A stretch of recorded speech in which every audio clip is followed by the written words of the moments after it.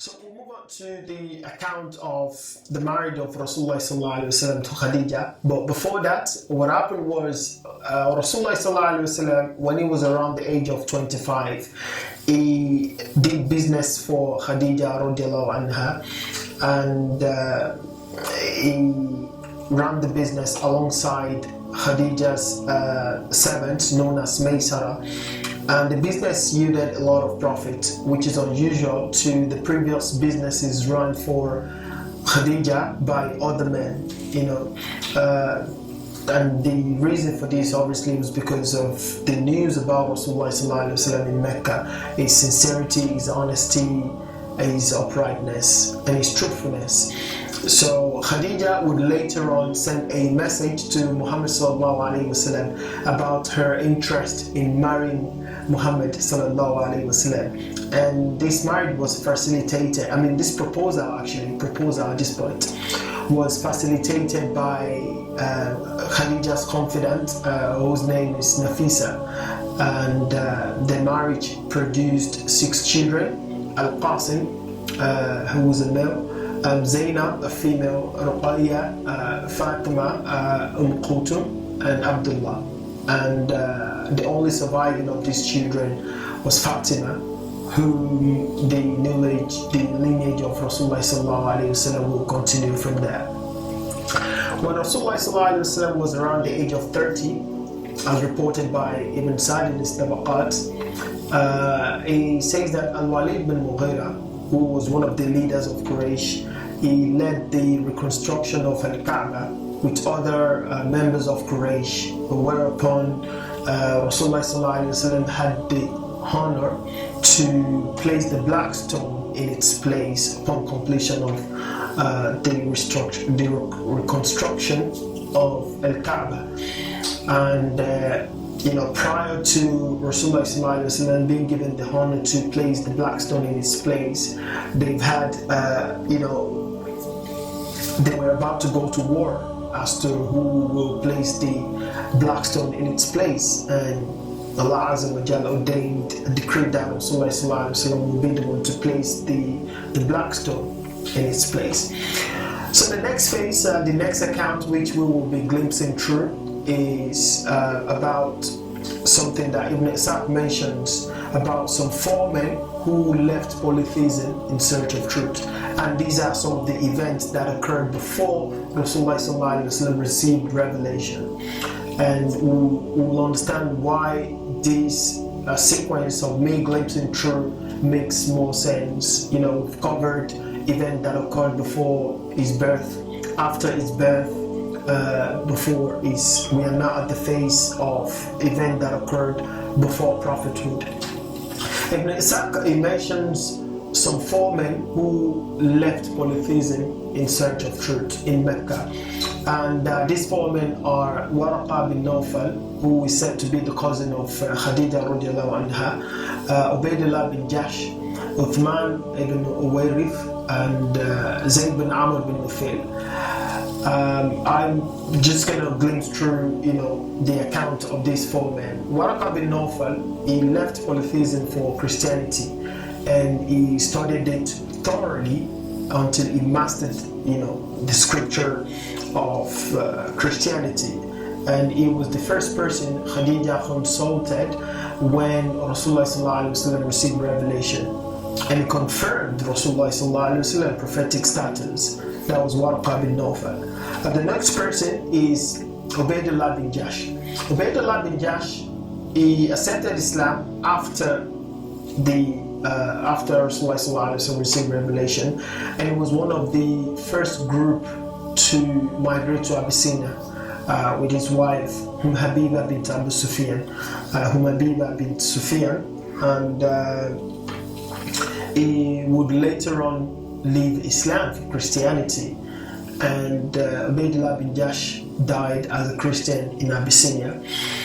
And the next person is Uthman ibn Uwayrith. Uthman ibn Uwayrith, he went to Byzantine emperor and became a Christian, and he was given a post in the high office. This is the account of the 4 men which Ibn Ishaq narrates. The next person is Zayd bin Amr bin Nufail. I think I forgot to mention when I was listing the 4 men. Zayd bin Amr bin Nufail, Uthman bin Warith, Ubaidullah bin Jash, and Waraqah bin Naufal. Zayd bin Amr bin Nufail, one amazing thing about this man is that his son was a Sahabi. His grandson was also a Sahabi. And Zayd bin Amr bin Nufail, he stayed in Mecca, but he inquired about Christianity, idol worshipping, and Judaism, but none of it, appeals to him. So he didn't adopt any religion, even though he clearly abandoned idolatry. Obviously, he knew about it, but it wasn't something he was interested in.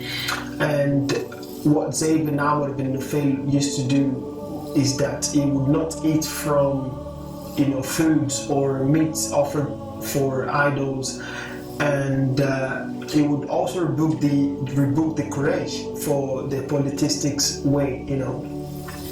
He would also look after girls that is about to be buried alive, and he would look after them until they grow. And he would also say that, leave them with me if you leave the girls with me, because I will still look after them. And Rasulullah said that Zayd bin Amr bin Nufail will be resurrected as a sole representative of a whole nation. But what Zayd bin Amr bin Nufail did was, eventually he declared himself as worshipper of the God that Ibrahim alayhi salatu wasalam worshipped. They're worshipping the God of Abraham. So he would be resurrected as a nation on his own. I'd like to narrate to you the account of a Sahabi, very, very interesting, quite long, but I'm just gonna again we're gonna have a glimpse through the life of this person, and he's known as Salman Al-farisi radiallahu anhu. We know his impact in Ghazwat of the Trench, the Battle of the Trench. He was the one that was said to have presented the idea of digging a trench when the Confederates was going to attack Al-Medina. So Salman Al-Farisi, Ibn Abbas radiallahu anhu narrates the story of Salman Al-Farisi, who said that he was a zealous Al-Majusiya, the Magian. He was responsible for keeping the sacred fire running. They are the Majusiya, they are the fire worshipper, and he's responsible for keeping the fire running. And he would not go out socializing or mingle with people because of the job he was responsible for. And he said his father sent him out one day to the farm, and he passed by a church where he was intrigued, because he's never mixed with people that much. His job was just to keep the fire running, and he was intrigued and pleased by the mode of worship of this individual in the church. So he inquired about the origin of their religion, and he was told it's from Syria. So when he got back home, he told his father about his experience, and his father reprimanded him and ended up imprisoning him in the house, because his father was worried that he would leave the religion of his forefather, because his father actually told him that your religion is better than their religion, which means fire worshipping is better than Christianity, and fire worshipping is the religion of your forefathers, so you can't abandon the religion of your forefathers for Christianity. Anyway, he was in prison, and he at some point managed to send a message to the Christian from the church he went the other time to let him know of any caravan that is departing to Syria, and now he is enthusiastic to go to Syria to study Christianity. And he says, I managed to escape from my father's house and left the caravan to Syria. When he left Persia for Syria, and he met a learned, Christian whom he stayed with and he learned from him. It was a Christian bishop, and Salman Al-farisi radiallahu anhu described this person as an evil man, and later got exposed. This evil man got exposed after his death, and another bishop was appointed in his place. And Salman Al-farisi said he had so much love and respect for him until when death approached him, and this bishop directed Salman Al-farisi to go study with another man in Al-Mosul in Iraq. So Salman Al-farisi went all the way from Syria now to Iraq to study Christianity. So he said, I traveled to Iraq to meet this Christian bishop, and I stayed and studied with him. I studied Christianity with him until death was approaching this man too, this bishop, and this bishop also directed him to another righteous bishop in Nasibin, where he stayed and learned from this bishop until he was recommended again that he should go to another bishop in Amuriya, a town known as Amuriya, to learn from that bishop, because all of these teachers that he was learning from, this bishop, this Christian bishop, they are all dying, and at the point of death, that's when they will refer Salman Al-farisi to another righteous learned scholar. And and Salman Al-farisi radiallahu anhu, he says, while I was at Amuriya, he managed to gather some wealth from the businesses that he ran. And this bishop in Amuriya, whom he's learning from, will later on tell him about a prophet who is due to arrive in Arabia, in the land of the Arab. And this prophet would have unmistakable sign. So go there if you can.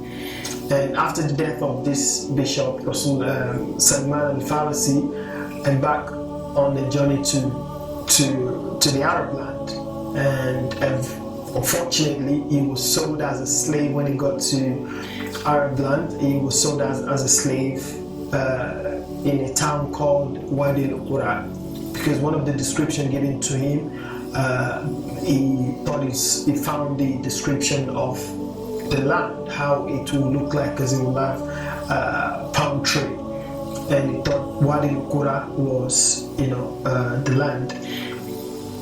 So eventually he ended up in Medina, where he finally met Rasulullah sallallahu alaihi wasallam, and he was freed from the toils of slavery, whereupon he was able to then participate in the Battle of Trench.